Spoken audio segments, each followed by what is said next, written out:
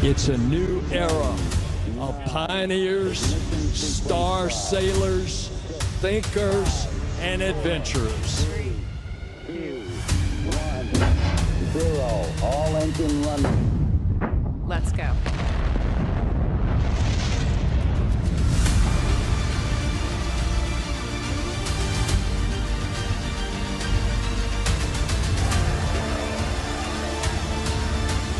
We have been given the scientific knowledge, the technical ability, and the material to pursue the exploration of the universe.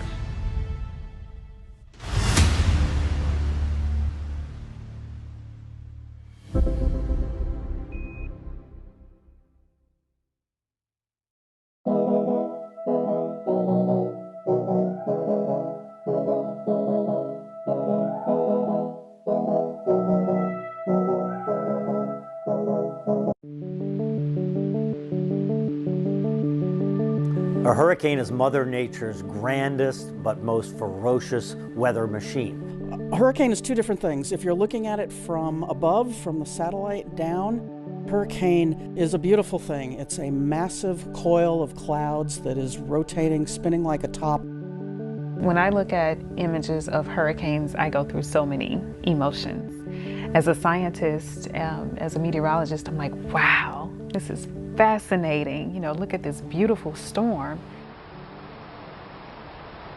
But then the human side of me is saying, how can we make sure that people are evacuating, that people have somewhere to stay, that they have the money to feed their families once they leave their homes? The hurricane on the ground, that's a completely different thing, because all of that rotation you really feel as incredibly severe winds. They can be up to 150 or more miles per hour.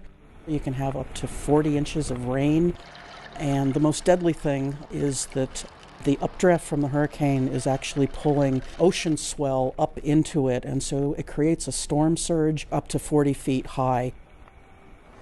And occasionally, when the storms hit at a little higher latitude, they can also spawn tornadoes in their fringe. So really the impacts are the wind, the storm surge, the heavy rainfall, and then occasionally severe weather that forms when they move inland. I feel like I got a deeper appreciation for hurricanes when I moved to Galveston, Texas. That entire city, it's almost like the ghosts of the 1900 hurricane that are still there, because you see evidence of that storm, that particular famous storm that killed somewhere between 6,000 and 12,000 people. And so that is a very present, thing in the city, even to this day. So that was a Category 4 storm that hit Galveston on September 8th.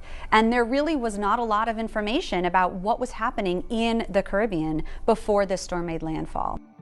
And the hurricane hit them totally unprepared, and thousands of people lost their lives, tremendous damage because it surprised everyone. With the onsets of satellites, that will never happen.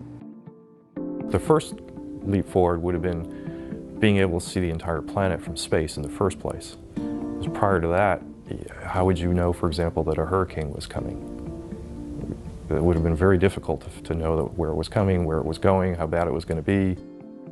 So that's one of the dramatic impacts, is satellite data, sort of like your eyes in the sky to make sure that Mother Nature never can surprise you.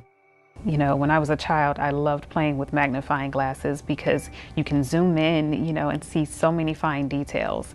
And that's what we can do with the satellites that we have now, particularly the GOES-R series. We're getting 60 times more data now than what we were in the previous series.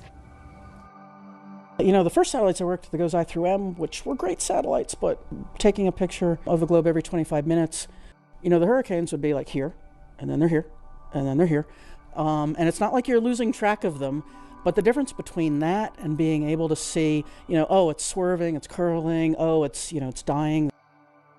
We take a full disk picture of the entire hemisphere in 5 minutes, but we can also look at smaller areas, and you can scan that once every 30 seconds. You get to see, as the hurricane eye wall is forming, you can see that actually forming in real time. The Earth looks alive. It looks like a living thing.